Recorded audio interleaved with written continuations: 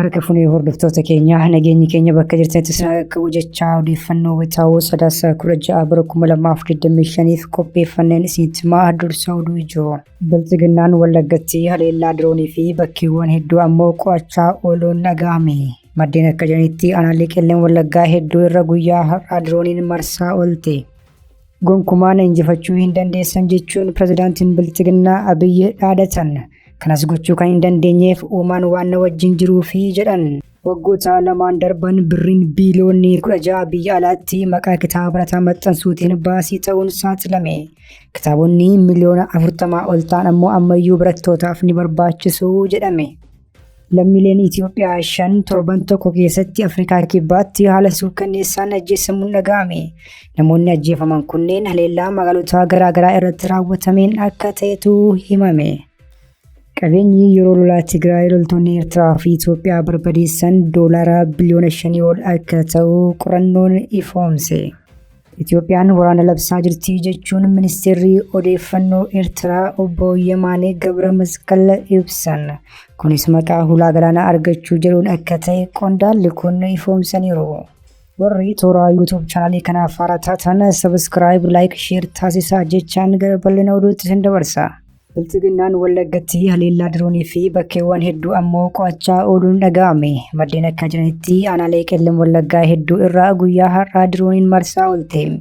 Sirni faashistii Abiyyi Ahmad waggoota 7 darban duulaa humnoota lafoo fi dirooniin uummata Oromoo irratti raawwataa turan kumaa kitilaa ajjeesuu, madeessuu, qe'ee fi qabeenya hawaasaa irraa mancaasuu akkasumas Oromiyaa dachee dhiigaa taasisuun ni yaadatama. Sirnichi amma ammoo haleellaa diroonii bifa haaraan eegaluutu ifoome. Maddeen akka miidiyaa kanatti himanitti guyyaa har'aa aanaalee qelleen Wallaggaa hedduu irraa dirooniin Bilchiginnaa marsaa ooluu fi iddoo tokko tokkotti ammoo haleellaa raawwachuutu ifoome. Keessumaa ganama har'aa sa'aatii 4 irraa eegalee akka lakkoofsa Impaayiretiitti aanaalee godina qelleen Wallaggaa kanneen akka Sadancaanqaa, Jimmaa Horroo fi Gaa'oo Qeebbee irra dirooniin Bilchiginnaa akka allaattii asii fi achi darbuun hojii basaasaa fi haleellaaf qophii taasisaa ooluu kanneen ijaan argan himaniiru. Torban darbe keessa Bilchiginnaan haleellaa diroonii godina kana magaalaa Macharaatti raawwachuun manneen barnootaa haleeluun barbadeessuu fi namoota irras miidhaa qaamaa geessisuu gabaafnee turre.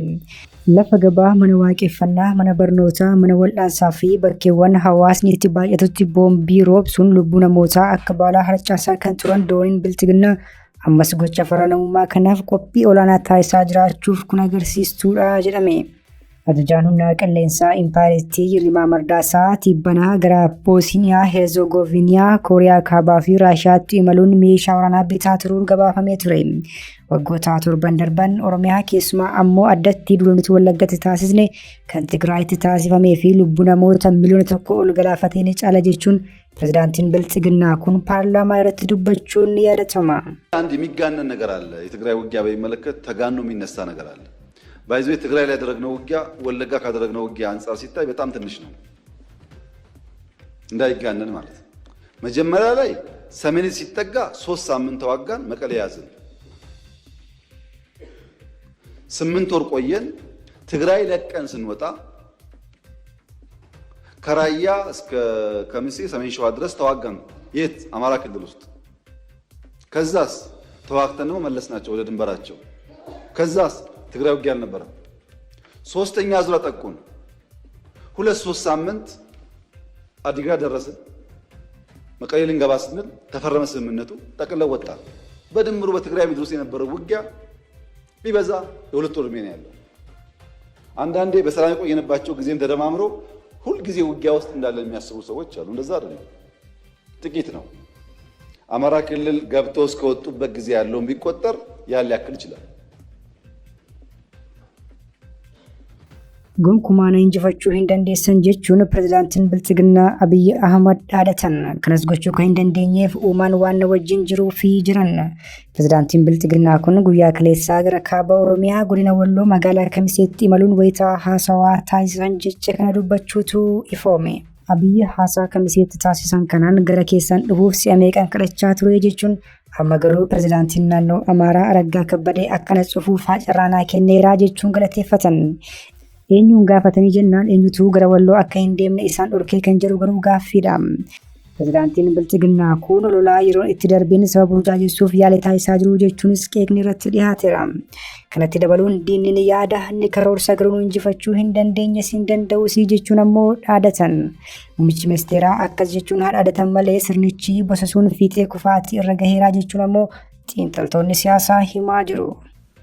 Diinni haa yaadu malee haa tattaafatu malee nu dhaabuu hin dandeenye maaliif rabbiin nu wajjin jira waan ta'eef. Waggoota lamaan darban birriin biiliyoonii 16 biyya alaatti maqaa kitaaba barataa maxxansuutiin baasii ta'uun saaxilame. Kitaabonni miliyoona 40 ol ta'an ammoo ammayyuu barattootaaf ni barbaachisu jedhame.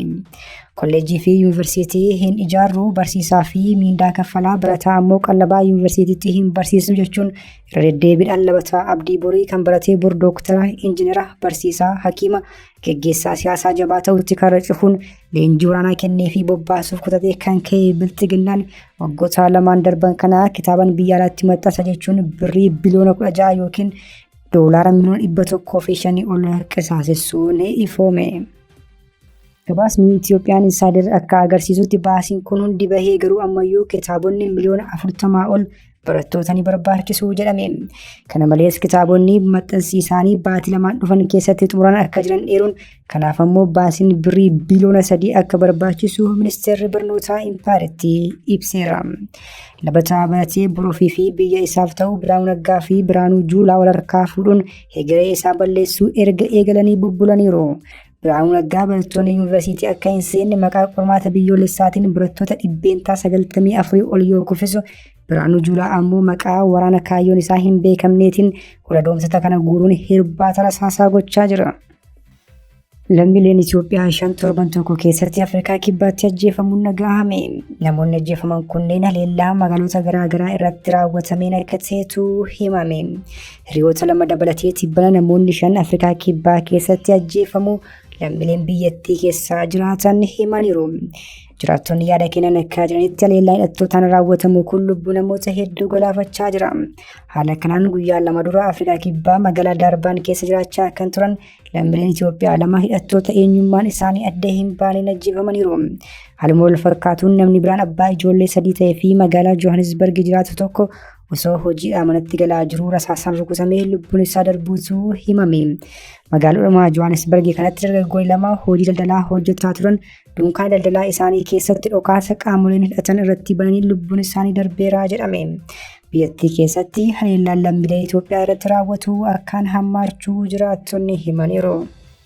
Qabeenyi yeroo lolaa Tigraay loltoonni Eertiraa fi Itoophiyaa barbadeessan doolaara biliyoona 5 ol akka ta'u qorannoon ifoomse. Koomishiniin duguuggaa sanyii Tigraayitti raawwatamu qoratu gabaasa baaseen naannoo Tigraay keessatti mancaatii guddaan bu'uuraalee misoomaa irra gahuu beeksiseera. Gabaasichi sababa waraanaa fi dhorkaa ture irraa kan ka'e bishaan, humna ibsaa, teleekominikeeshinii, daandii fi kanneen biroo irra mancaatiin gahee doolaara biliyoona 5 akka ta'e ifoomse. Bu'uuraalee misoomaa naannichaa barbadeessuun kun sababa waraanni geggeeffame qofaaf osoo hin taane itti yaadamee karooraan taasifamuu mirkaneesse. Kunis haala jireenyaa hawaasa dinagdee naannichaa dadhabsiisuu kan kaayyeeffatedha jedhame. Gama anniisaan wal qabatee humna ibsaa akkasii fi saroota biroo irratti miidhaan qaqqabu eere. Bakka waraanni tokkollee hin jirretti buufanni anniisaa kun xiyyaaraa fi dirooniin haleelamaa turuullee yaadachiise. Bilxiginnaan garuu waraanni kaaba Impaayeritti geggeessee ni arabeeffama malee xiqqoodha jechaa jira. Itiyoophiyaan waraana labsaa jirti jechuun ministeerri odeeffannoo Eertiraa obbo Yemaanee Gabramasqal ibsan. Kunis maqaa hulaa galaanaa argachuu jedhuun akka ta'e qondaalli kun ifoomsaniiru. Paartiin PP waraana Eertiraa irratti labsuu barbaaduuf sababa gahaa qabaachuu isaa ibsaa jira jechuun ministeerri odeeffannoo kun toora X isaa irratti maxxansan. Osoo addaan hin kutiin humnaan hulaa galaanaa walabaa ta'e argachuu fi humna waraanaa galaana diimaa irratti ijaaruu qabna jedhanii dubbii summaa labsuun walabummaa Eertiraaf arrabsuudha jechuun Yemaanee Gabramasqal fuula X irratti maxxansan.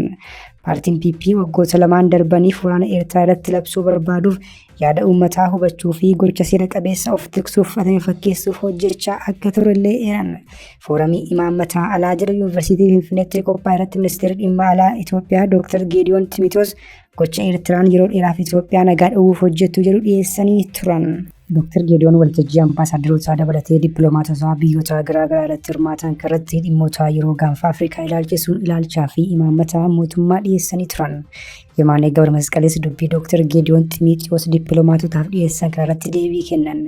Yemaanee Gabramasqal maxxansa 9/5/2025 kanaan Itoophiyaan hulaa galaanaa walaba ta'ee argadha jechuun paartiin bilxiginnaa seenessa kana irra deddeebiin dubbataa akka jiru eeran. Hordoftoota keenya oduun isaatii kanaaf qabannee dhiyaanne kana gammachuu hordoftan turre oduu bira.